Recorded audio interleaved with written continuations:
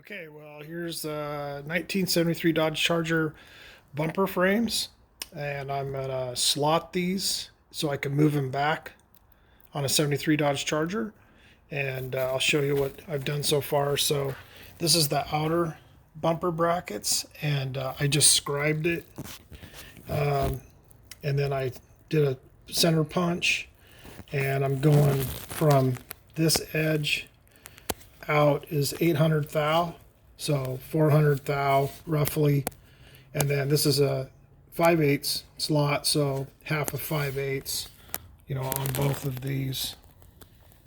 And then this is the outer ones, and I already drilled the 5/8 holes in these, and these are a 3/4 slot, and you can see the scribe line there, and that's how this one is too. And then I'll just use a Dremel to get it where I want it.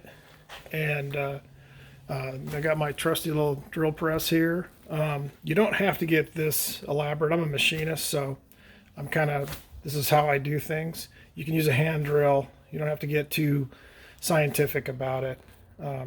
But I just thought I'd make this video, so if someone's not sure how to start it, this will help you get started. Okay.